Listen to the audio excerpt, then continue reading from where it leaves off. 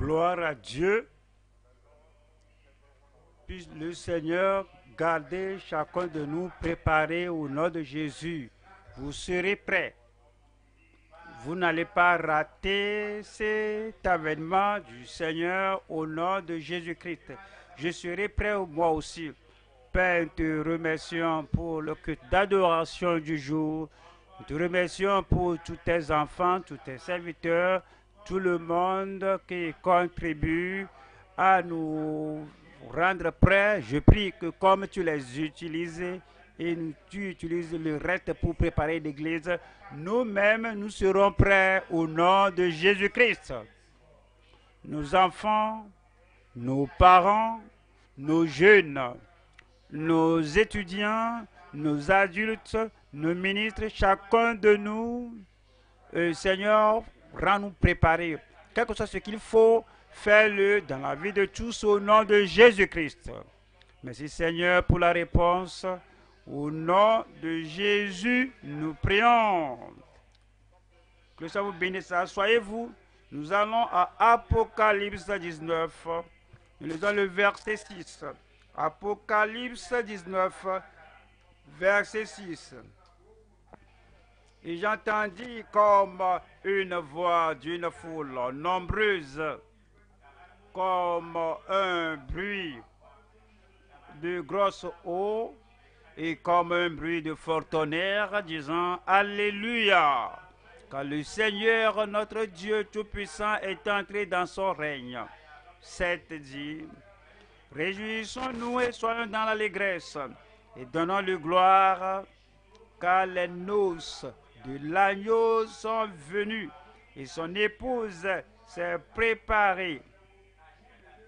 Et il lui a été donné de se revêtir d'un fin lin éclatant pur. Car le fin lin, ce sont les œuvres justes des saints. Et le verset 9 dit, et l'ange me dit, écris, heureux ceux qui sont appelés au festin de noces de l'agneau.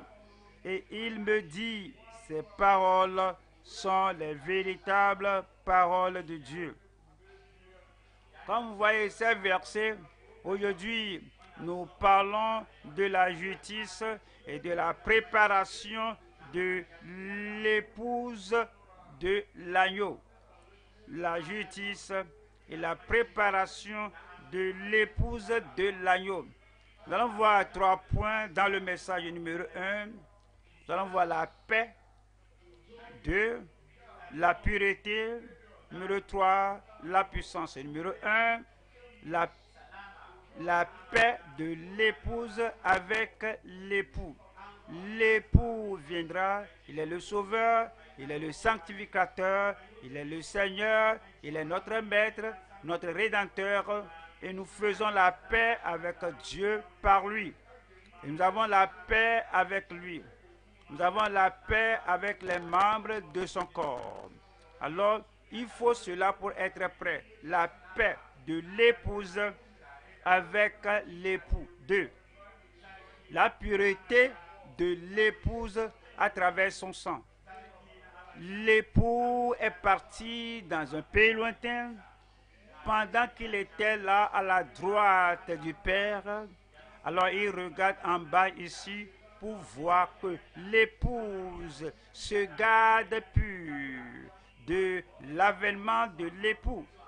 C'est comme lorsque le mari et sa femme alors se sont séparés et le mari est dans un pays lointain et la femme de l'homme là est ici sur terre et dans un autre pays. Et le mari va revenir et il s'intéresse à une seule chose, c'est-à-dire à la femme, que la femme, l'épouse, se garde pure. Est-ce que la femme s'est gardée pure, séparée d'avec le monde et d'avec d'autres hommes pendant que son époux était absent? Et la façon dont Jésus-Christ et le Seigneur Jésus est l'époux, il espère qu'à son avènement, qu'il retrouve l'épouse pure sans tache, irrépréhensible, afin qu'il puisse la prendre au ciel pour être avec lui. Et l'instrument du sang de l'agneau, c'est ce qui garde l'épouse pure et purifiée. Numéro 3, c'est la puissance et le courage ou l'audace de l'épouse. L'épouse a besoin de la puissance et l'audace pour garder, pour éloigner l'ennemi de l'époux. C'est là que Adam et Ève ont chuté. Le Seigneur les a mis dans le jardin d'Éden et le serpent est venu tenter Ève et Ève n'a pas le pouvoir pour lui résister. Adam n'a pas le courage pour résister. C'est pourquoi ils étaient chassés du jardin d'Éden. Comme l'époux, comme l'épouse attend l'époux, les tentations vont venir. Le monde va essayer d'amener l'épouse au système du monde, à la souillure du monde et à la perdition du monde. Mais l'épouse a besoin de la puissance et du courage pour dire non au diable, non à la chair, non au monde.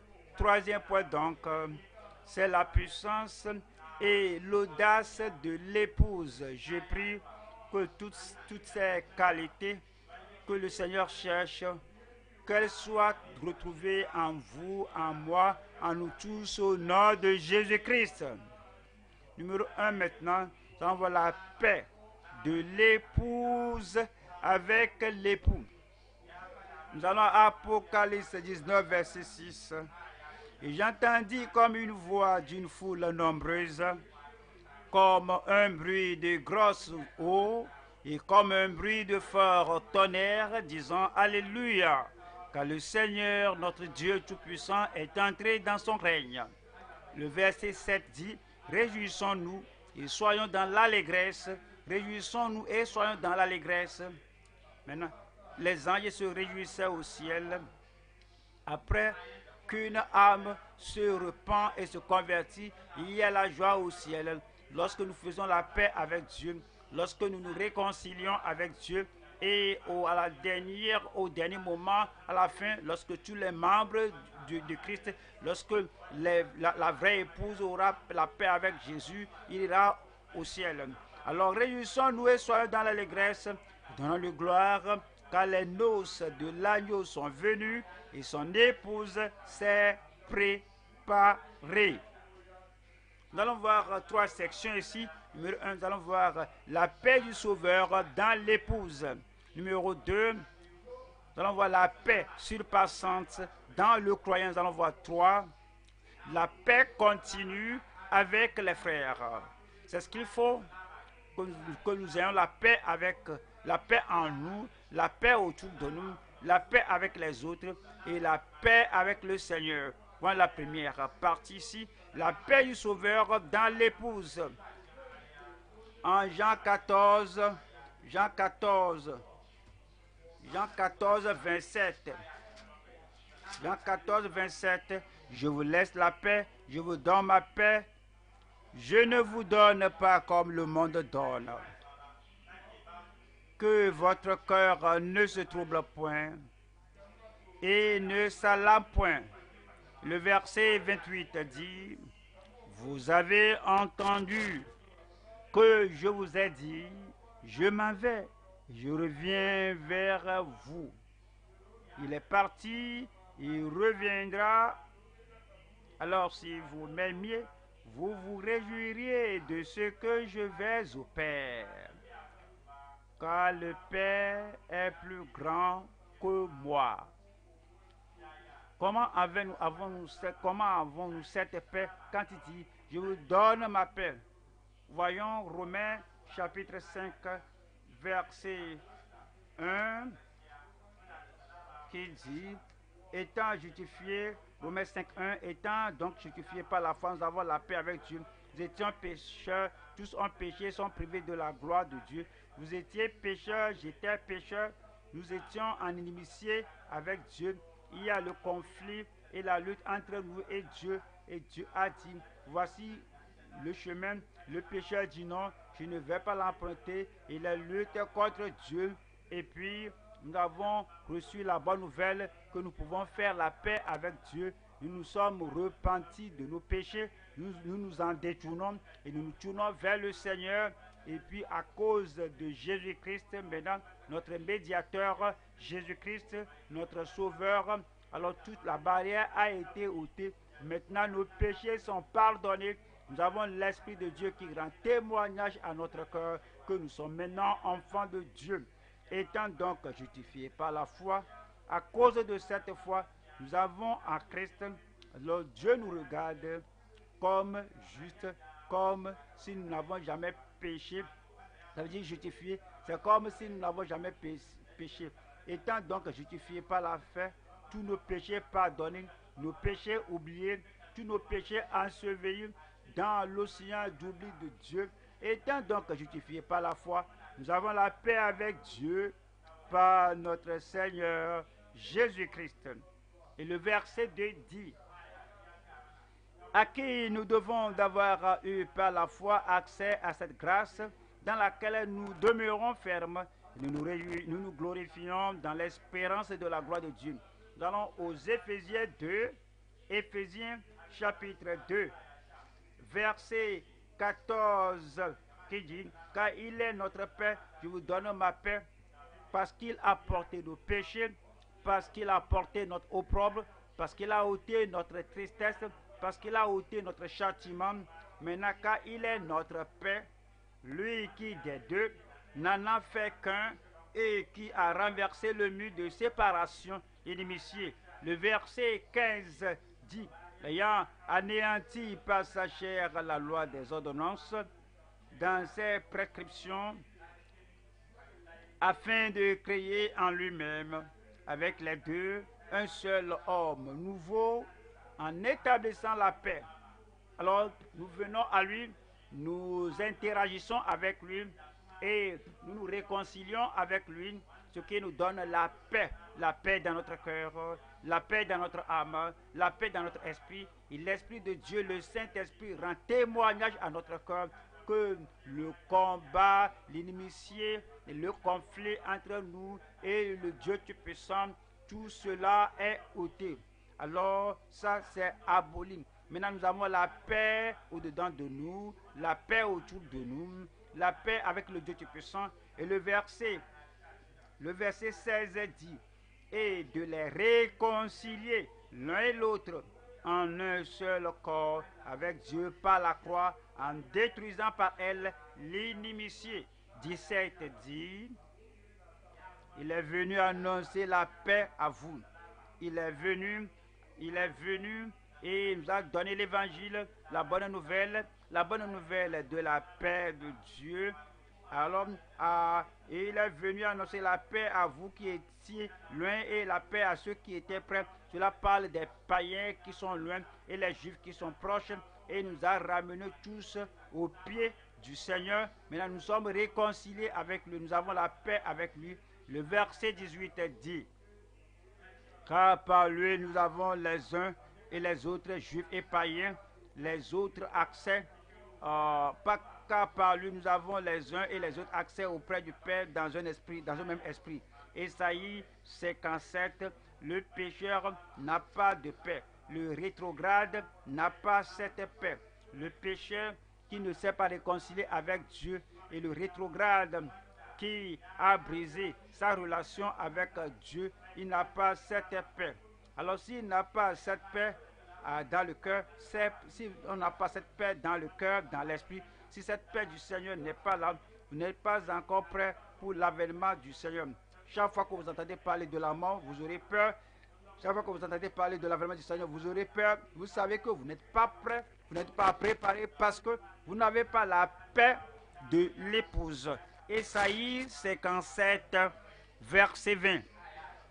Mais les méchants sont comme la mer agitée, qui ne peut se calmer, et dont les eaux soulèvent la vase et le limon. Et le verset 21 dit, il n'y a point de paix pour les méchants, dit mon Dieu. Il n'y a pas de paix dans le cœur, pas de paix dans l'âme, pas de paix dans votre esprit. Il n'y a pas de paix intérieure pour le méchant, pour le pécheur qui ne sait pas réconcilier avec Dieu. Cette paix vient lorsque nous venons par Jésus-Christ et nous sommes réconciliés avec lui. Numéro 2 ici, nous allons voir la paix surpassante dans les croyants, dans le croyant. Tout d'abord, vous avez la paix avec Dieu. Et puis 2, vous avez la paix de Dieu. Cela nous dit aux Philippiens 4, Philippiens 4, 7, et la paix de Dieu qui surpasse toute la paix de Dieu. La paix de Dieu qui surpasse toute intelligence gardera, Philippiens 4, 7, gardera vos cœurs et vos pensées en Jésus-Christ. Cela affecte votre vie entière, cela affecte vos pensées, tout ce que vous faites dans la vie, parce que vous avez la paix et le Dieu de paix qui demeure avec vous. Verset 8 dit: au reste, frères, ceux qui ont la paix de Dieu, au reste, frères, ceux qui permettent que leur cœur soit gouverné par la paix de Dieu, au reste, frères, que tout ce qui est vrai, tout ce qui est honorable, tout ce qui est juste, tout ce qui est pur, tout ce qui est aimable, tout ce qui mérite l'approbation, ce qui est vertueux et digne de louange, soit l'objet de vos pensées. Vous pensez à la justice, vous pensez à la sainteté, vous pensez aux choses qui sont honorables, justes, vous pensez aux choses qui sont aimables. C'est ainsi que vous gardez la paix de Dieu en permanence dans votre cœur. Et cela nous dit au verset 9, ce que vous avez appris, reçu et entendu de moi, et ce que vous avez vu en moi, pratiquez-le. C'est-à-dire que la paix de Dieu n'est pas pour l'indolent, ce n'est pas pour le désobéissant, mais la paix de Dieu demeure, et le Dieu de paix demeure avec ceux qui ont appris, qui ont reçu, qui ont entendu et qui ont vu la grâce de Dieu et la manifestation, et ils pratiquent la paix de Dieu. Dans les apôtres, ils ont vu la grâce de Dieu dans la vie des apôtres, dans d'autres croyants contemporains, et dit, comme nous faisons cela, vous avez l'image parfaite devant vous, vous avez la bonne image devant vous, vous avez l'enseignement de la parole de Dieu devant vous, et vous vivez, vous marchez selon ce que vous avez entendu, ce que vous avez reçu, ce que vous avez vu, et ce que vous avez appris, et dit, à cause de cela, et que le Dieu de paix sera avec vous. Ésaïe 48 nous dit, Ésaïe chapitre 48, 18 dit, aussi tu étais attentif à mes commandements, ton bien-être serait comme un fleuve et ton bonheur comme les flots de la mer. Lorsque nous venons à l'église, lorsque nous lisons la Bible, lorsque nous écoutons le message envoyé d'en haut vers nous, oh, si tu étais attentif à mes commandements, tu dis que c'est le commandement du Seigneur, c'est ce que je dois faire, c'est ce que je dois observer, c'est ce que je dois corriger, c'est ce que je dois amener pour transformer ma vie. Tu vas vers Dieu en prière et tu permets à la puissance du Seigneur d'agir dans votre vie et vous rend conforme à son commandement. Ou si tu étais attentif à mes commandements, ton bien-être serait comme un fleuve et ton bonheur comme les flots de la mer. Et verset 22 dit, il n'y a point de paix pour les méchants, dit l'Éternel. Celui qui écoute la parole de Dieu, qui ne pratique pas, celui qui écoute la parole de Dieu et n'en est pas convaincu, celui qui écoute la parole de Dieu n'est pas transformé. Pour celui qui écoute la parole de Dieu et qui n'examine pas son cœur ni sa vie et se conformer à la parole de Dieu, alors c'est celui que le Seigneur regarde comme le méchant. Et le Seigneur dit, le Seigneur ne lui accordera pas sa paix. Il n'accordera pas la paix à ceux qui ne l'écoutent pas. Il n'y a point de paix pour les méchants, dit l'Éternel. Nous allons au Colossiens 3,15. Colossiens 3,15 qui dit que la paix de Dieu règne dans votre cœur.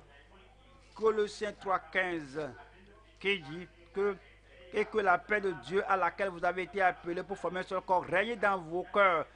Ne résistez pas à la paix de Dieu. La paix de Dieu veut régner en vous. Que la paix là règne dans vos cœurs. Et que la paix de Dieu à laquelle vous avez été appelés pour former un seul corps règne dans vos cœurs. Et soyez reconnaissants. Pas de plainte, pas de murmure, pas d'argument, pas de résistance, pas d'opposition à la parole de Dieu. Soyez reconnaissants. Verset 16 nous dit que la parole de Christ habite parmi vous abondamment. Instruisez-vous et exhortez-vous les uns les autres en toute sagesse, par des psaumes, par des hymnes, par des cantiques spirituels, chantant à Dieu dans vos cœurs, chantant à Dieu dans vos cœurs, chantez avec grâce. Tout ce que vous faites cela avec grâce, vous parlez avec grâce. Vous interagissez, vous socialisez avec les gens par la grâce. Vous faites tout sous le fondement de la grâce de Dieu qui vous a sauvés. Et dit chantant à Dieu dans vos cœurs sous l'inspiration de la grâce. 17 dit, et quoi que vous fassiez à tout moment, partout avec les gens, et quoi que vous fassiez en parole ou en œuvre, faites tout au nom du Seigneur Jésus, en rendant par lui des actions de grâce à Dieu le Père. 2 Pierre 3, verset 12. Comme nous attendons l'avènement du Seigneur et nous espérons l'avènement du Seigneur, nous devons permettre à la paix de Dieu de demeurer, à la paix de Dieu de se multiplier, à la paix de Dieu de rester dans notre cœur. 2 Pierre 3, verset 12.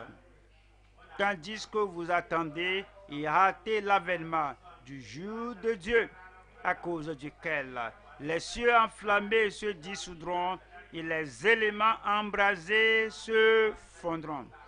Vous voyez, il y a des gens dans le monde qui ne comprennent pas que les choses pour lesquelles ils combattent seront dissous par le feu.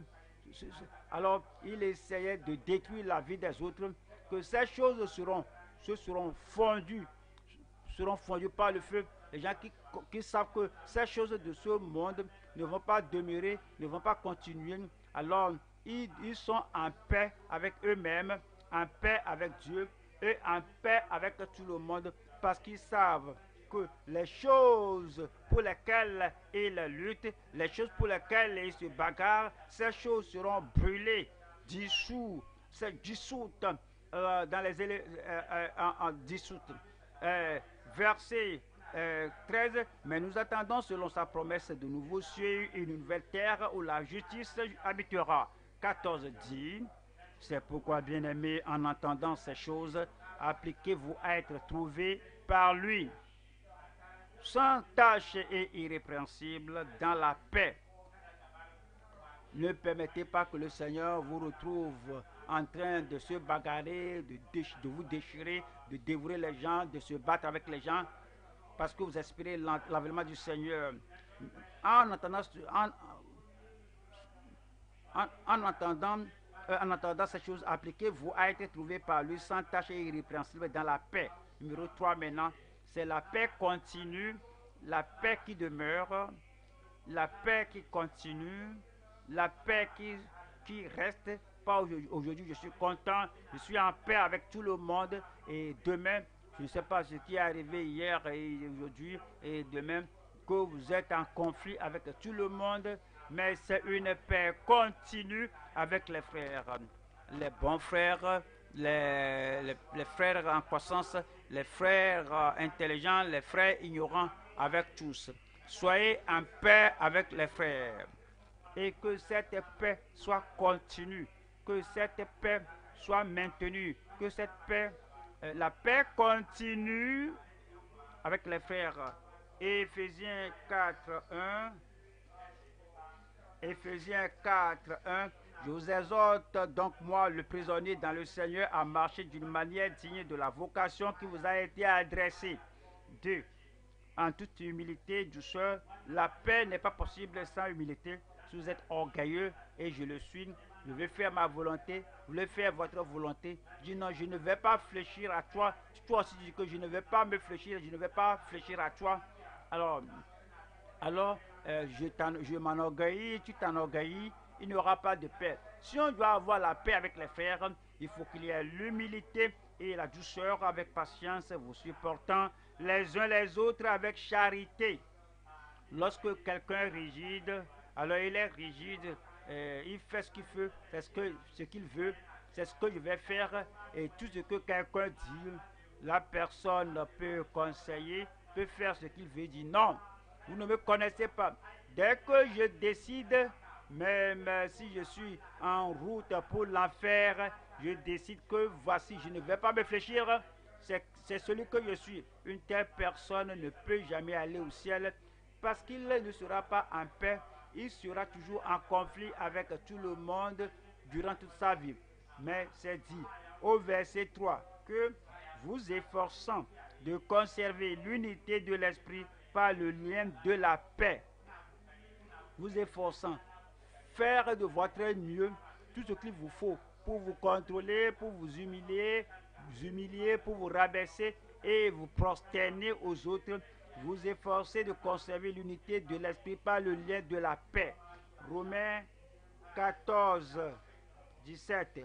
Romains 14, 17 qui dit, car le royaume de Dieu, ce n'est pas le manger, le boire, mais la justice, la paix, la joie par le Saint-Esprit. Si nous disons que nous sommes dans le royaume de Dieu, si nous disons que nous sommes sortis du royaume des ténèbres et maintenant nous sommes dans le royaume de la lumière, voici ce qui va caractériser notre vie. Numéro 1, la justice de Christ, la justice du croyant né de nouveau et la paix que nous avons avec Dieu et la paix que le Seigneur Jésus et la joie dans le Saint-Esprit, par le Saint-Esprit. 18. Celui qui sert à Christ de cette manière, la justice, la paix, la joie, celui qui sert Christ de cette manière est agréable à Dieu et approuvé des hommes. Le verset 19 dit, ainsi donc recherchons ce qui contribue à la paix et examinons notre vie, examinons nos actions, examinons tout ce que nous faisons. Et si je fais cela, est-ce que cela est pour la paix, mari et femme, parents et enfants? Si j'emprunte la direction là, est-ce que c'est pour la paix, les membres et les ministres, pasteurs et les membres dans l'église? Si nous on fait ça de cette manière, est-ce que si je réagis de cette manière, si je réponds comme ça, est-ce que c'est pour la paix? Et ainsi, donc, recherchons ce qui contribue à la paix et à l'édification mutuelle. Hébreux chapitre 12, verset 14 qui dit, recherchez la paix avec tous. Recherchez la paix avec tous. Il y a beaucoup d'entre nous qui ont écouté cela à maintes reprises et qu'on l'écoute à l'église. Dès qu'on sort de l'église et on voit quelqu'un et on ne peut pas rechercher la paix avec tous les hommes et on ne sait même pas de rechercher la paix avec tous les hommes. On ne s'humilie pas pour avoir la paix avec tous les hommes. Alors on va au bureau et à nos bureaux là-bas, il y a des caractères difficiles et puis on dit que quoi que je sois un chrétien, est-ce que tu crois être chrétien? Quoi que je sois un chrétien, je ne vais jamais être en paix avec telle personne. Maintenant, un véritable chrétien va mener la vie de Christ. Il va penser comme Christ, agir comme Christ, se comporter comme Christ. Et Christ ne sera pas en conflit avec personne parce qu'il est venu les sauver. Comment tu peux lutter avec quelqu'un que Dieu veut vous utiliser de le sauver? Recherchez la paix avec tous les hommes littéralement, et la sanctification sans laquelle personne ne verra le Seigneur. Jacques 3, verset 13. Jacques 3, verset 13. Lequel d'entre vous est sage et intelligent? Lequel d'entre vous est sage et intelligent? Il y a beaucoup de personnes qui professent être sages et intelligents. Je suis sage. Combien sage êtes-vous? Qu'il montre ses œuvres par une bonne conduite avec la douceur de la sagesse. L'humilité. Oui. La douceur, c'est ce qui reflète la sagesse. Lorsque vous êtes doux, vous êtes humble, vous êtes bon, vous ne combattez pas les gens, vous demandez plus de sagesse du Seigneur. Quiconque vous contredise, quiconque vous s'oppose à vous, je veux être dans l'amour de Dieu, être en paix avec tout le monde. Cela montre la sagesse de Dieu en vous. Et le verset 14 dit, mais si vous avez dans votre cœur un zèle amer et un esprit de dispute, ne vous glorifiez pas et ne mentez pas contre la vérité. Cette sagesse n'est point celle qui vient d'en haut. La sagesse qui sait comment se battre, la sagesse qui sait comment truquer les autres, comment piétiner les autres, cette sagesse-là ne vient pas d'en haut, mais elle est terrestre, charnelle, diabolique. 16 dit, car là où il y a un zèle amer et un esprit de dispute, il y a du désordre et toutes sortes de mauvaises actions. 17 dit, la sagesse d'en haut est premièrement pure, ensuite pacifique, modérée, conciliante, pleine de miséricorde et de bons fruits, exempte de duplicité, d'hypocrisie. Verset 18. Le fruit de la justice est semé dans la paix. Le fruit de la justice, si réellement vous êtes juste, si la justice de Christ, alors vous êtes transféré et vous vivez par cette justice, alors qui va nous conduire au ciel, il y aura la paix là-bas. Le fruit de la justice est semé dans la paix par ceux qui recherchent la paix. Qui recherchent la paix. Là où il n'y a pas de paix, ils font la paix. Là où il n'y a pas de joie, ils produisent la joie. Et là où il n'y a pas d'amour, alors tu vis dans l'amour pour amener les autres à l'amour de Dieu. Ils font la paix avec les autres. Allons au deuxième point maintenant. La pureté de l'épouse à travers son sang. La pureté de l'épouse à travers son sang. Apocalypse 19, verset 8. Et il lui a été donné, c'est-à-dire à l'épouse, il lui a été donné, c'est-à-dire à l'épouse de l'agneau, il a été donné à celle qui s'est apprêtée pour l'avènement du Seigneur, il lui a été donné de se revêtir d'un fin lin éclatant pur. Car le fin lin, ce sont les œuvres justes des saints. La pureté de l'épouse à travers son sang. Nous allons voir trois sections ici. Numéro 1, le sang purificateur de l'agneau. 2, l'épouse purifiée dans la lumière. 3, la beauté pure devant le Seigneur. Numéro 1, c'est le sang purificateur de l'agneau. Nous allons aux Hébreux 10, 19. Hébreux 10, 19. Ainsi donc, frères, puisque nous avons au moyen du sang de Jésus une libre entrée dans le sanctuaire. Nous avons le sang de Jésus qui a été versé pour nous et c'est pour notre salut, c'est pour notre sanctification, c'est pour notre pardon numéro 1, c'est pour notre pureté 2. Alors c'est le sang là qui nous purifie, qui nous lave de toute tâche et de toute souillure, de tout ride et de toute mauvaise chose que le péché a apporté. Alors pour les péchés commis et pour les péchés, et pour le péché inné, le péché interne, c'est le sang de Jésus qui lave tout, qui purifie tout.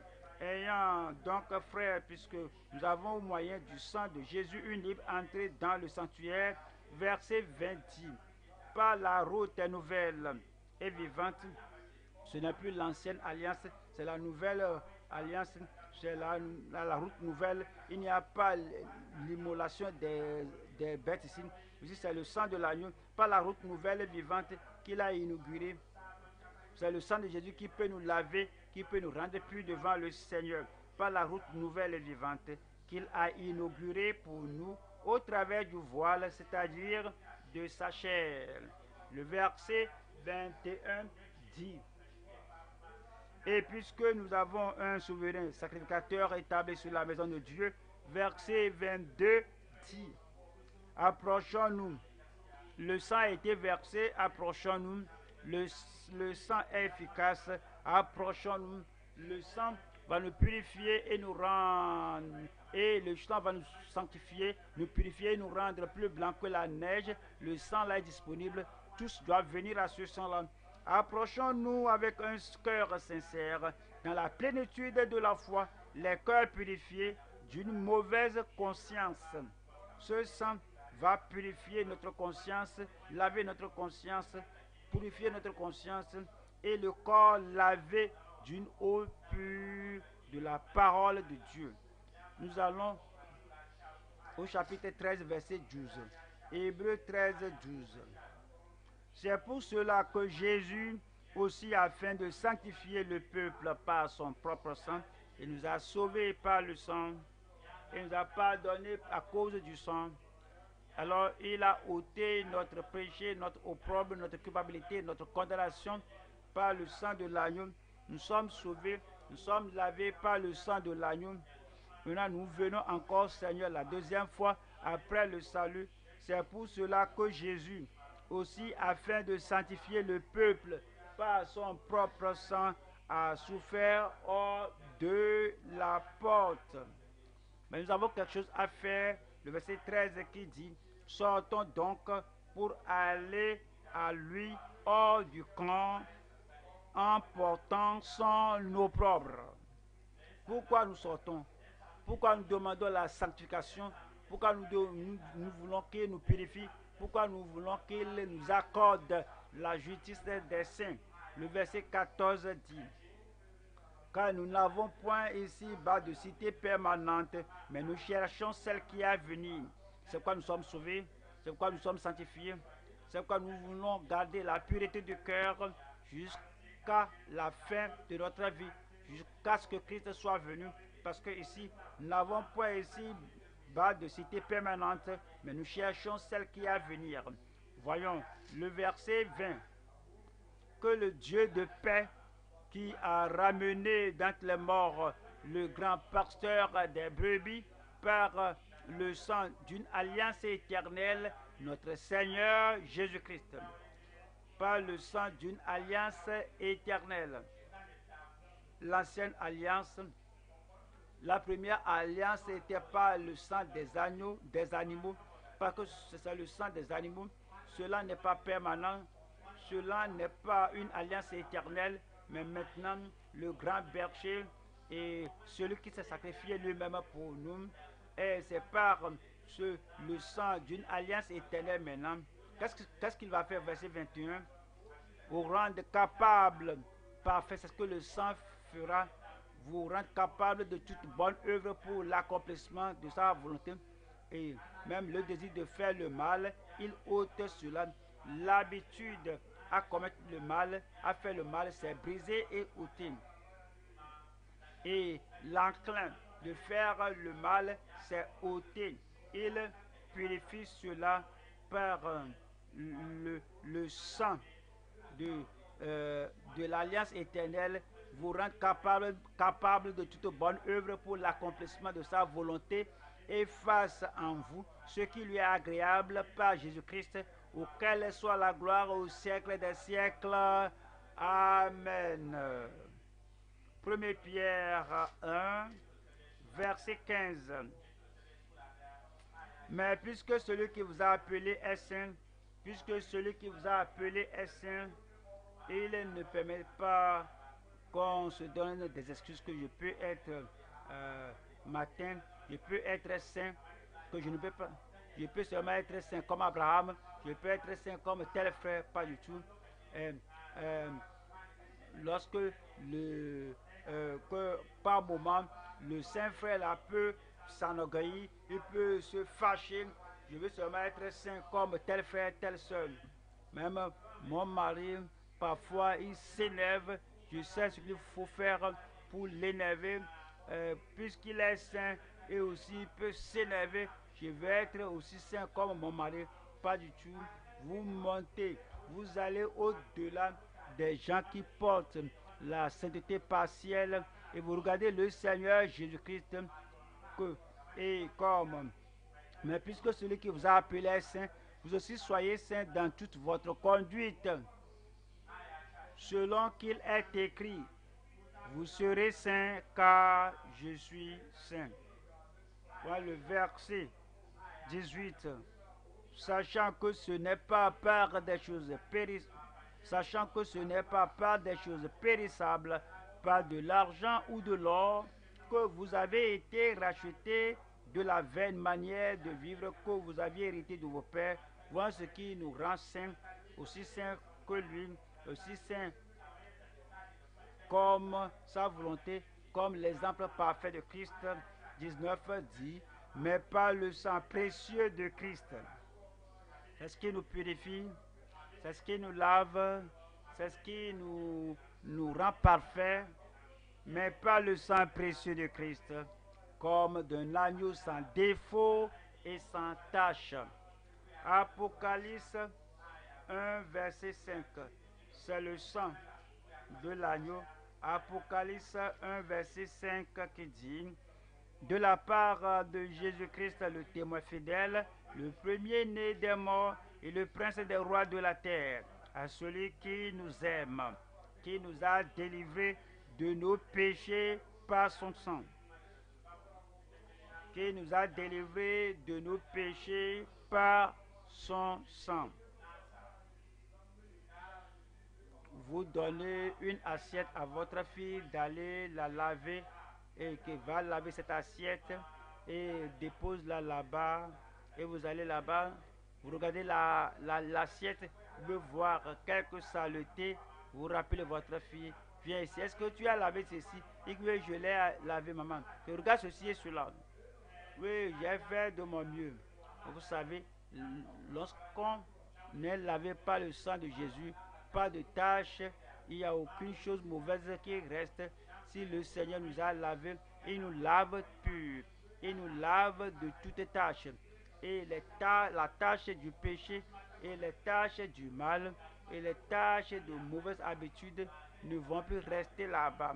Il nous purifie, il nous lave, et dit que à ceux et à celui qui nous aime, qui nous a délivrés de nos péchés par son sang. Le verset 6 dit, et qui a fait de nous, si vous êtes imparfaits, il ne vous fera pas roi. Si vous luttez avec tout le monde, il ne vous fera pas roi. Si vous ne connaissez pas votre gauche de votre droite, vous ne pouvez pas être novice et être roi. Ce sont les gens qui sont sauvés. Ils sont sauvés de leurs péchés externes. Les péchés externes ne sont plus là. Et puis vous êtes sanctifiés, et sanctifiés du péché interne. La dépravation interne n'est plus là. Alors c'est en ce temps-là qu'il fait de nous rois.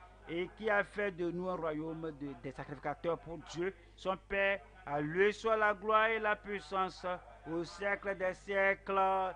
Amen. Voyons la deuxième partie ici. L'épouse purifiée dans la lumière. L'épouse purifiée dans la lumière. Quand nous attendons l'avènement de l'époux, l'avènement de notre Rédempteur, l'avènement de notre Sauveur, sanctificateur, berger, si nous l'attendons, il va nous rencontrer près. Donc, nous devons être purifiés. Alors, c'est une expérience définie de la grâce que nous avons avec le Seigneur, et c'est pas la foi. Voyons Acte 15, verset 9. Acte 15, verset 9, qui dit, il n'a fait aucune différence entre nous et eux, nous juifs et païens, nous les disciples de Christ, et les disciples immédiats de Christ sont les juifs, et ceux de la maison de Corneille, les païens. Il n'y a pas de différence. Le même salut qu'avaient Paul, Pierre et Jean, c'est le même salut qui est disponible ce jour. La même sanctification que Pierre, Paul et Jean avaient, c'est la même sanctification qui est disponible ce jour. La même sanctification qu'avait John Wesley, qu'avait Charles Tiffany, la même sanctification est disponible ce jour. La même la sanctification que les membres et les fondateurs de la vie profonde, les ministres avaient. C'est la même sainteté, la même sanctification disponible ce jour. Elle n'a fait aucune différence entre nous et eux, ayant purifié leur cœur par la foi. Ceci n'est pas, il faut seulement croire, je l'ai eu. Non, pas de prière, et puis tu l'as eu. Pas de consécration, et il a eu. Pas de soumission, pas de consécration. Pas le fait de suivre le Seigneur, il a eu. Pas le fait de lire la Bible, il a eu. Non, ça, ce n'est pas comment on l'a eu à l'époque. Ce qu'il avait eu avant nous, la sanctification, la pureté de cœur, ils l'ont eu par la prière, par la foi, par la consécration, par la soumission totale au Seigneur. Ils ont soumis tout ce qui est dans leur vie à Dieu. Ils ont tout mis sur l'autel et le feu de Dieu est venu, tout est venu brûler toute la paille et ce qui ne doit pas être là. Il n'a fait aucune différence entre nous et eux, ayant purifié leur cœur par la foi. Éphésiens chapitre 5, 25. Marie, aimez vos femmes comme Christ a aimé l'Église et s'est livré lui-même pour elle. Parfois, c'est profitable pour nous de rester sur un seul verset. Et vous allez à la maison, vous voyez que entre vous et votre femme, chaque fois, il y a quelque chose à tirailler, il y a quelque chose qui doit causer un conflit. Il y a quelque chose toujours qui doit démanger pour que vous ne jouissiez point de votre nourriture. Je dis qu'à chaque fois, la femme là, chaque fois la femme dit l'homme là, c'est profitable, c'est bénéfique pour nous de ne pas lire ici et là, ouvrir un seul verset de l'Écriture. Marie, aimez vos femmes comme Christ a aimé l'Église et s'est livré lui-même pour elle. Lisez cela encore. Marie, aimez vos femmes comme Christ a aimé l'Église et s'est livré lui-même pour elle. Et puis, vous confessez devant le Seigneur, je ne fais pas ceci, je ne peux pas faire ceci, je ne sais pas pourquoi l'amour de la lune de miel n'est plus là, je ne veux pas me séduire, je n'aime pas ma femme comme Christ a aimé l'Église et s'est donné pour elle.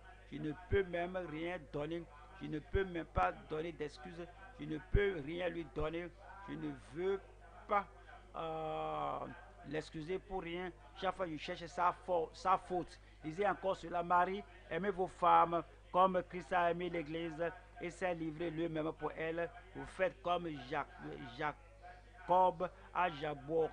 Seigneur, si cet amour n'est pas circoncis dans mon cœur, si ce cœur n'est pas imprimé dans mon cœur, je ne quitterai pas celui jusqu'à ce que l'amour de Christ soit dans mon cœur, que j'ai l'amour pour mon frère, pour ma femme, pour mon mari. Et si vous faites cela, vous priez bien, vous sortez de ce lieu de prière et vous oubliez toutes les mauvaises choses qu'elle a faites. Et alors vous déchirez tous les papiers que vous avez écrits sur ce qu'elle a fait. Maintenant, vous me dites que par la grâce de Dieu, maintenant que l'œuvre de la grâce est faite en moi, et la charité bien ordonnée commence par soi. Si je l'ai fait à ma femme, si je l'ai fait avec mon mari, je peux le faire avec tout le monde maintenant. Et je peux aimer tout le monde comme Christ aussi a aimé l'Église et s'est donné lui-même pour elle. Vous vous donnez et vous donnez vous-même et vous donnez parce que vous êtes motivé par l'amour. Verset 26. Afin de la sanctifier par la parole, après l'avoir purifiée par le baptême d'eau. C'est pourquoi il s'est donné pour notre sanctification. Verset 27 dit, afin de faire paraître devant lui cette église glorieuse, il ne va pas cesser de purifier, il ne va pas cesser de faire la correction, il ne va pas cesser de purifier jusqu'à ce qu'elle présente l'église à lui-même, une église glorieuse, sans tache ni ride, ni rien de semblable, mais sainte et irrépréhensible. Et nous lisons Tite 2, 13, Tite 2, 13 qui dit, en attendant la bienheureuse espérance. Est-ce que vous pensez à l'avènement du Seigneur, à la maison, dans la rue, dans le bus, à l'école, au lieu de travail, que Christ, et si Christ vient aujourd'hui, quelle est la dernière chose que je veux qu'il me retrouve en train de faire à son avènement? Vous n'allez pas vouloir qu'il vienne vous trouver en train de bavarder, qu'il vienne vous voir en train de calomnier, qu'il vienne vous voir en train de se battre. Quelle est la dernière chose que vous serez en train de faire à l'avènement du Seigneur? En attendant cette bienheureuse espérance, vous devez veiller sur vos actes. En attendant la bienheureuse espérance et la manifestation de la gloire du grand Dieu et de notre Sauveur Jésus-Christ, qui s'est donné lui-même pour nous, afin de nous racheter de toute iniquité. S'il y a une iniquité dans votre vie qui demeure en vous, que Christ ne peut pas vous racheter de cela, vous ôter de cela, vous purifier de cela, est-ce que vous dites que Christ n'a pas le pouvoir d'éliminer ceci? Est-ce que vous mettez une limitation sur le sang de Jésus, sur le sacrifice de Jésus, que ceci fait partie de votre nature, que Christ ne peut pas vous purifier de cela? Il s'est donné lui-même pour nous, afin de nous racheter de toute iniquité et de se faire un peuple qui lui appartienne, purifié par lui et zélé pour de bonnes œuvres. 1 Jean 1, verset 5. La nouvelle que nous avons apprise de lui et que nous vous annonçons, c'est que Dieu est lumière et qu'il n'y a point en lui de ténèbres. En Dieu, en Christ, il n'y a point de ténèbres. Et le verset 6 dit, si nous disons que nous sommes en communion avec lui et que nous marchons dans les ténèbres, nous mentons et nous ne pratiquons pas la vérité. Verset 7 dit, mais si nous marchons dans la lumière, nés de nouveau, si nous marchons dans la lumière, sanctifiés, mais si nous marchons dans la lumière, vous marchez avec Dieu, vous marchez avec Dieu de façon profonde dans l'amour de Christ. Si nous marchons dans la lumière comme il est lui-même dans la lumière, nous sommes mutuellement en communion et le sang de l'agneau, le sang de Jésus, son Fils, nous purifie de tout péché. Numéro 3 ici, c'est la beauté pure devant le Seigneur. L'époux veut retrouver l'épouse belle. Et qu'est-ce que vous pensez devant le Dieu Tout-Puissant, devant Christ qui nous rend beau, l'habillement que vous portez, non, la façon dont on fait notre coiffure, non, ou bien les chaussures qu'on porte, non, ou bien la maison où nous vivons, non, ou bien les choses physiques, les choses externes qui nous présentent beau devant le Seigneur, rien d'extérieur, rien, mais Dieu ne considère pas ce que l'homme regarde. L'homme considère l'extérieur, mais Dieu regarde au cœur. Ce qui nous rend acceptable, beau, bon devant le Seigneur, c'est la pureté du cœur. C'est ce qui nous donne la beauté pure devant le Seigneur. Psaume 24. Psaume 24, verset 3. Qui pourra monter à la montagne de l'Éternel, qui s'élèvera jusqu'à son lieu saint? 4. Celui qui a les mains innocentes et le cœur pur. Ce qui vous rend beau, l'argent ne reconnaît pas cela. Au fait, si c'est acquis aux moyens, par les moyens frauduleux, le corps sera pourri et rongé par les veines. Le cœur pur. Celui qui a les mains innocentes et le cœur pur, celui qui ne lie pas son âme au mensonge et qui ne jure pas pour tromper. Voyons Psaume 29, verset 1. Rendez à l'Éternel gloire et honneur. Rendez à l'Éternel gloire pour son nom. Prosternez-vous devant l'Éternel avec des ornements sacrés. Prosternez-vous devant l'Éternel avec des ornements sacrés. Le péché salit le cœur, rend le cœur laid, mauvais devant Dieu. Ce n'est pas ce que vous voyez dans le miroir, mais le cœur rempli d'orgueil, de jalousie, de cupidité, le cœur qui veut prendre ceci, prendre cela, est-ce qu'il nous rend vilain devant le Seigneur? Si nous allons adorer le Seigneur de façon acceptable, la sainteté du cœur, la sainteté de langage en tout ce que nous faisons, et dire, prosternez-vous devant l'Éternel avec des ornements sacrés. Psaume 45, verset 10, qui dit, des filles de roi sont parmi les bien-aimés. 11. Écoute ma fille, vois et prête l'oreille. Oublie ton peuple et la maison de ton père. Si déjà il veut que tu rétrogrades, que tu ailles danser au bistrot, que tu vendes ton corps pour avoir de l'argent, et si tes parents ou tes connaissances veulent que tu boives, que tu te donnes à des drogues, que tu sois parmi les gens qui vont faire quelque chose pour l'argent, et dis, écoute ma fille, voyez prête l'oreille. Oublie ces gens-là, oublie ton peuple et la maison de ton père. Quelle en sera la conséquence? Voilà le verset 12. Le roi porte ses désirs sur ta beauté. Ce n'est pas le roi David. Voilà ceci. Puisqu'il est ton Seigneur, rends-lui tes hommages. Si tu veux que ton roi, le roi des rois, le Seigneur des seigneurs, si tu veux qu'il désire ta beauté, ta sainteté, donc tu dois te séparer des gens qui veulent t'amener à pécher et t'induire dans le mal. Matthieu 5, 8. Matthieu 5 et le verset 8 dit, heureux ceux qui ont le cœur pur, ceux qui sont beaux, ceux qui forment l'épouse pure de l'agneau. Heureux ceux qui ont le cœur pur, car ils verront Dieu. Nous allons au troisième point maintenant. Troisième point, c'est la puissance et l'audace de l'épouse.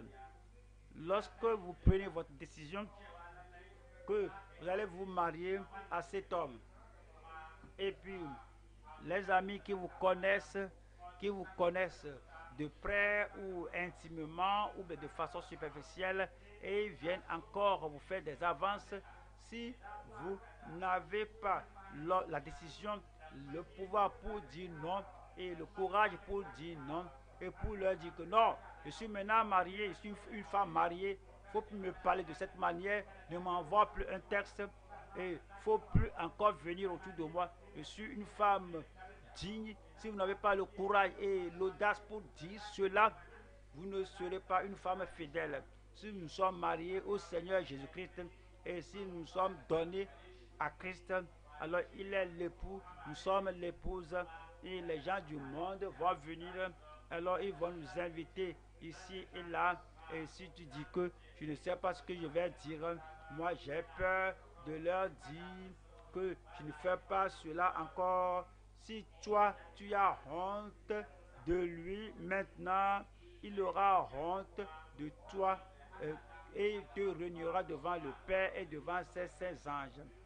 Donc, si nous attendons l'avènement du Seigneur et que nous serons prêts à son avènement, donc nous devons avoir la puissance, le pouvoir pour dire non, et nous devons avoir l'audace de l'épouse pour dire non à toute chose, à tout ce qui va nous ramener au mal.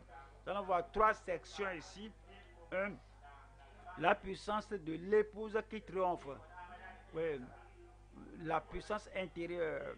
La puissance de l'épouse qui triomphe. 3.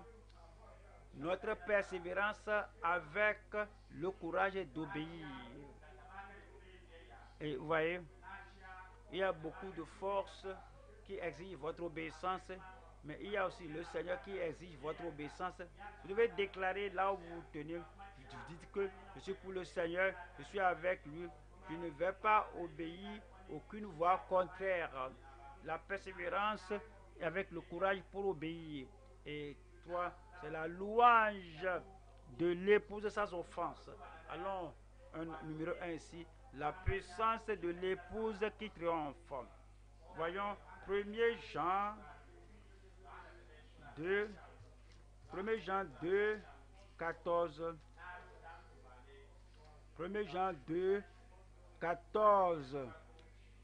Je vous ai écrit, Père, parce que vous avez connu celui qui est dès le commencement. Je vous ai écrit, jeune, parce que vous êtes fort, jeune, parce que vous êtes fort et que la parole de Dieu demeure en vous et que vous avez vaincu le malin. Vous avez vaincu le malin. Le malin est assez audacieux pour venir tenter le Seigneur Jésus-Christ. S'il a tenté le Seigneur Jésus-Christ, quel que soit votre état de grâce, votre niveau de grâce, il va vous tenter, il va vous voir si vous allez fléchir, si vous allez compromettre pour vous prosterner en cachette avec lui. Quoi que vous dites, Amen, Alléluia en public, il viendra vous tenter. Mais si vous avez la parole de Dieu qui demeure en vous, la parole qui sauve, la parole qui sanctifie, la parole qui fortifie, vous serez en mesure de dire non, que j'ai décidé de suivre le Seigneur jusqu'à la fin. La parole demeure en vous et vous avez vaincu le malin. Vous vaincrez. Moi, je vais vaincre. Verset 15. N'aimez point le monde. Oui, le monde va essayer de publier leurs richesses, qu'on ne pas fléchir, qu'on ne pas venir, qu'on ne pas prendre ceci. C'est ce que tout le monde fait, c'est ce qui est populaire. Mais si tu es une véritable épouse de l'agneau, vous voulez mener une vie triomphante, n'aimez point le monde, ni les choses qui sont dans le monde, leurs jeux, leur théâtre, leurs boissons, leurs drogues. N'aimez pas le monde, ni les choses qui sont dans le monde. Si quelqu'un aime le monde, l'amour du Père n'est point en lui. Le verset 16 dit, car tout ce qui est dans le monde, la convoitise de la chair, la convoitise des yeux et l'orgueil de la vie ne vient point du Père, mais vient du monde. 17 dit, et le monde passe, et leur jeu passe, le théâtre passe, leur danse passe, leur orgie passe, leur bistrot passe, et leur gangsterisme passe, leur mode passe, et le monde passe, et sa convoitise aussi. Mais celui qui fait la volonté de Dieu demeure éternellement. Vous allez demeurer éternellement. Chapitre 5, 4.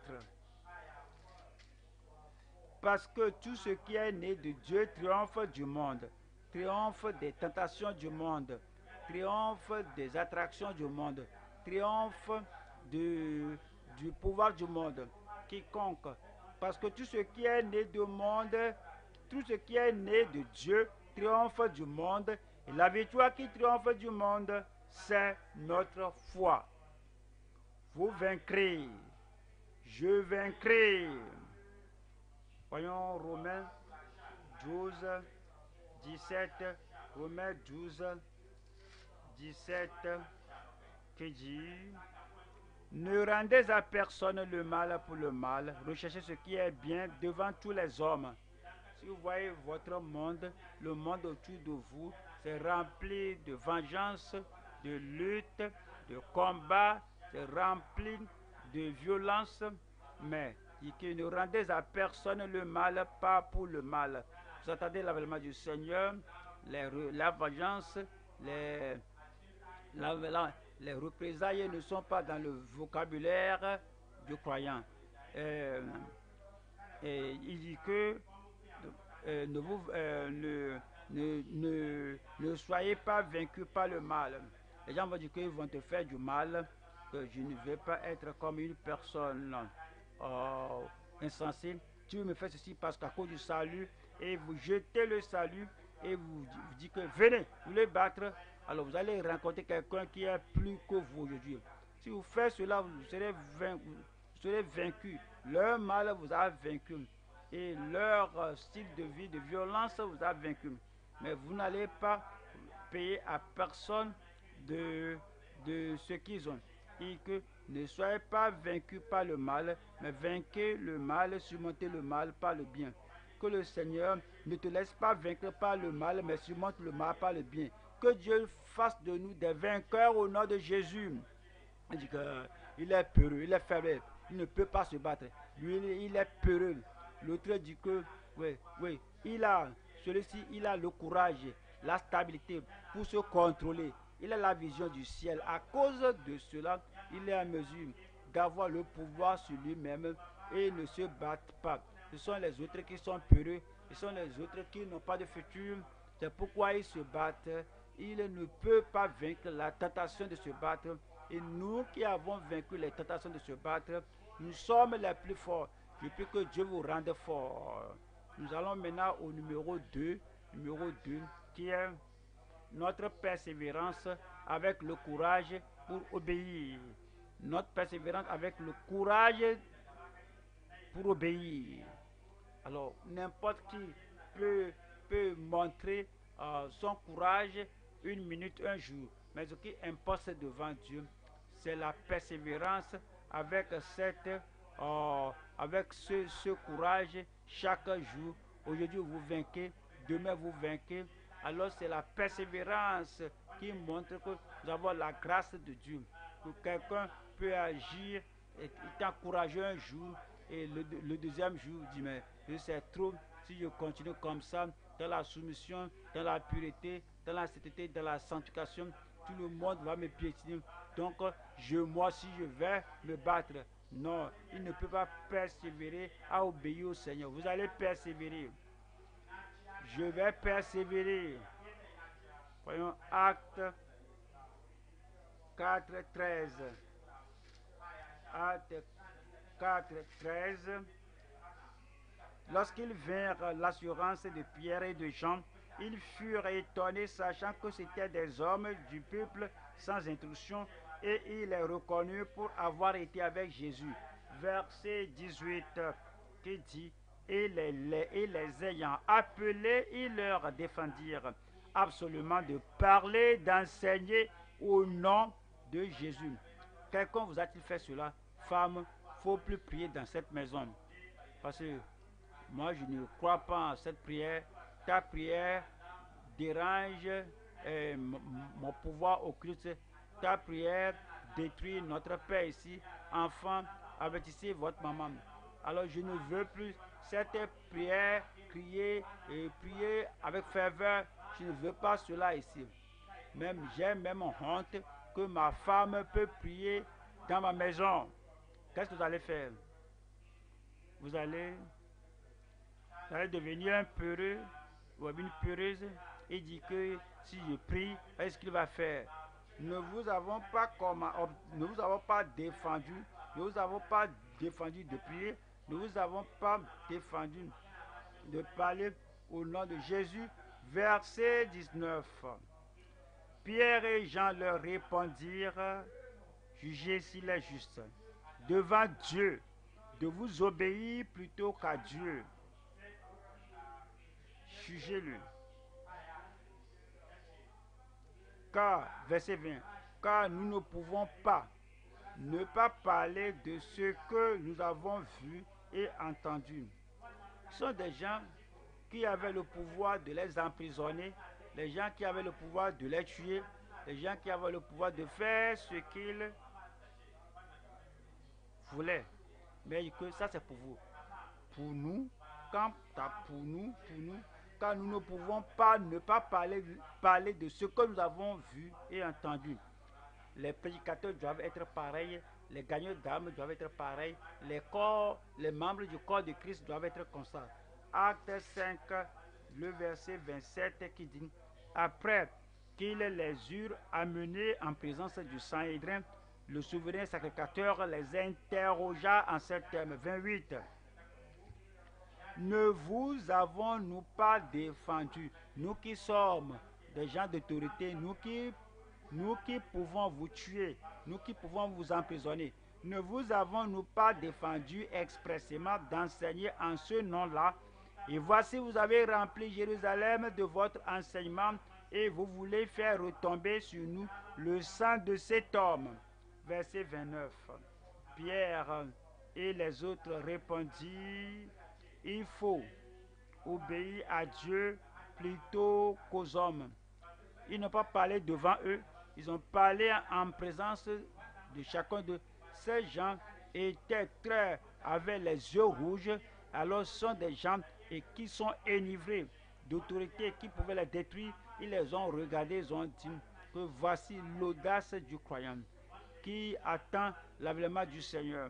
Alors ils ont compris que toutes les souffrances que nous aurons seront sur cette terre. Si on souffre pour lui ici, nous régnerons avec lui.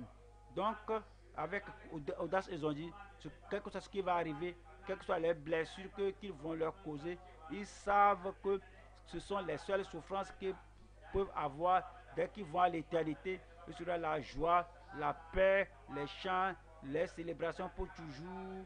Alors c'est pourquoi ils sont prêts pour tout. Alors, si le croyant qui attend l'avènement du Seigneur, il ne pense pas à qu'est-ce qu'ils vont faire, qu'est-ce qu'ils vont dire, comment ils vont agir, est-ce qu'ils vont nous punir. Parce qu'ils vont dire comme les apôtres, nous devons obéir à Dieu plutôt qu'aux hommes. Je prie que la même foi, la même autorité, la même obéissance, que le Seigneur l'accorde à chacun de nous au nom de Jésus. Troisième partie ici, c'est la louange de l'époux sans offense. Oui, louer le Seigneur à tout moment. Nous allons bientôt arriver là-bas. Le Seigneur viendra bientôt et nous allons le louer pour toujours au nom de Jésus-Christ. Apocalypse 19, verset 1. Après cela, j'entendis dans le ciel comme une voix forte d'une foule nombreuse qui disait Alléluia, le salut, la gloire et la puissance sont à notre Dieu. Je prie que cela soit votre chant de louange au dernier jour au nom de Jésus. Voilà le verset 4. Verset 4, il nous dit ici, et les 24 vieillards qui représentent l'Église et les 4 êtres vivants se prosternaient et adoraient Dieu assis sur le trône en disant Amen, Alléluia. Voilà le verset 5. Et une voix sortit du trône disant, verset 6, j'entendis comme une voix d'une foule nombreuse, comme un bruit de grosse eau et comme un bruit de fort tonnerre disant Alléluia, car le Seigneur notre Dieu Tout-Puissant est entré dans son règne. Serez-vous là? Serez-vous là? Nous régnerons avec lui au nom de Jésus. Apocalypse 20, verset 4. Cela nous parle de ce qui arrivera. Et je vis des trônes, et à ceux qui s'y assirent fut donné le pouvoir de juger. Et je vis les âmes de ceux qui avaient été décapités à cause du témoignage de Jésus et à cause de la parole de Dieu, et de ceux qui n'avaient pas adoré la bête. Vous n'allez pas adorer l'antéchrist, vous n'allez pas adorer le faux prophète, vous n'allez pas adorer la bête au nom de Jésus, et vous n'aurez pas leur image. Et de ceux qui n'avaient pas adoré la bête ni son image et qui n'avaient pas reçu la marque sur leur front et sur leurs mains. Ils revinrent à la vie et ils régnèrent avec Christ pendant 1000 ans. Verset 6. 6 dit, heureux et saints, ceux qui ont part à la première résurrection.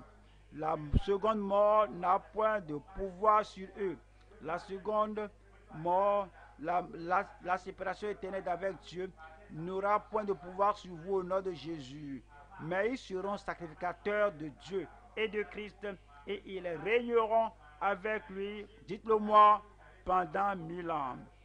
Apocalypse 2, 25, Apocalypse 2, 25, qui dit, Apocalypse 2, 25 dit,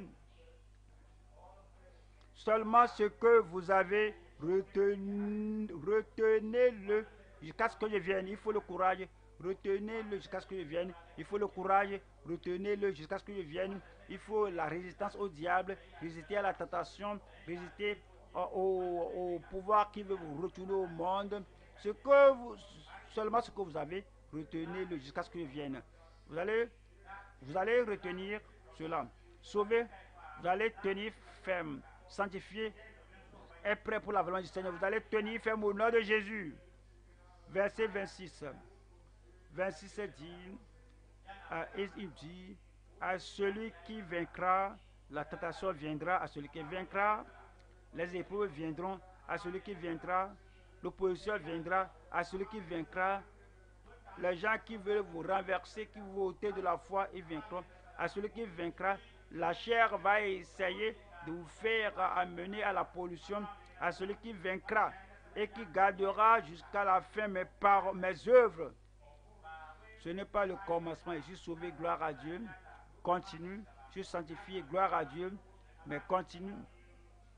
Et celui qui gardera mes œuvres, l'œuvre de la grâce, le salut, l'œuvre de la grâce, la seconde œuvre de la grâce, la sanctification, et je fais l'œuvre du Seigneur, je suis fidèle. Celui qui gardera jusqu'à la fin mes œuvres, je donnerai autorité sur les nations. Je prie que vous soyez là au nom de Jésus. 27 nous dit,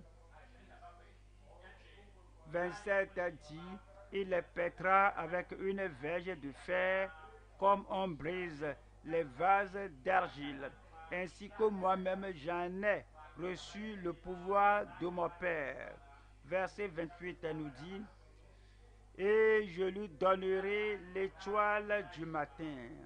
Verset 28, 28 dit, 29 dit, que celui qui a des oreilles, y a-t-il quelqu'un là-bas, que celui qui a des oreilles entende, y a-t-il quelqu'un là-bas aujourd'hui, que celui qui a des oreilles entende ce que l'Esprit dit aux églises.